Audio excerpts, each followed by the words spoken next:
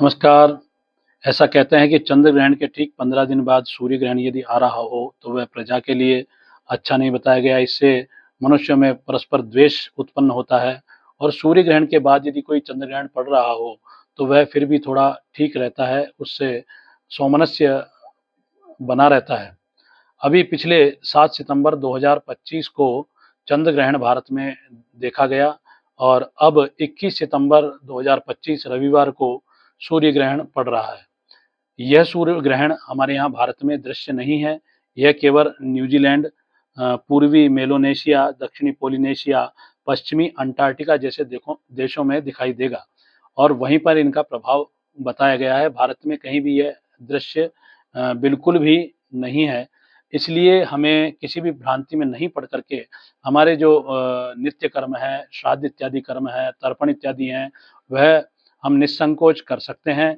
हमारी जो पूजा प्रक्रिया जो रहती है, दैनिक नित्य पूजाएँ, उनको आप कर सकते हैं। किसी भी प्रकार का सूतक हमारे यहाँ पे भारतवर्ष में नहीं लगेगा किसी को भी। और ये ऐसा भी कहते हैं कि जिस जगह पर ग्रहण होता है, उसी जगह पे राशियों पे, ग्रहों पे, उस राज्य के व्यक्तियों पर यह प्रजा पर यह प्रभाव डालते हैं। यहाँ पर लिखा है यस्य राज्यस्य नक्षत्रे सौरभानो रूपरज्यते राज्यभंगम सुहृन्नाशम मरणम चात्र निर्दिशेत। अर्थात जिस स्थान के नक्षत्र पर ग्रहण हो, वहीं पर संकट आता है।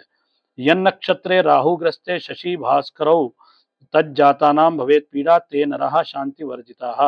अर्थात पूरे देश में शांति विधान करने की आवश्यकता नहीं होती है।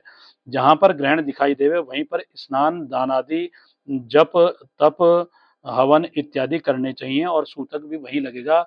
सूतक लगना और ग्रहण का समय होना, ग्रहण दृश्य होना, वहीं पे यह जप इत्यादि करने से पुण्य फल मिलता है और वहीं के जिस राज्य में यह ग्रहण दिखाई दिया है, वहीं के प्रजा को, अलग-अलग राशियों को प्रभावकारी ये ग्रहण होते हैं।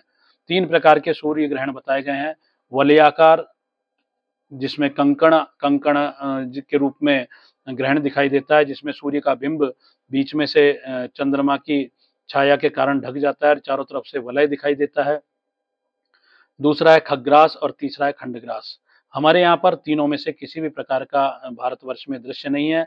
अतः सभी से निवेदन है कि आप अपने नित्य कर्म, श्राद्ध कर्म अपने उसी प्रक्रिया से करें जैसे हम करते आ रहे हैं। तर्पण, संध्या इत्यादि पूजन सब निसंकोच करें। हरि ओम।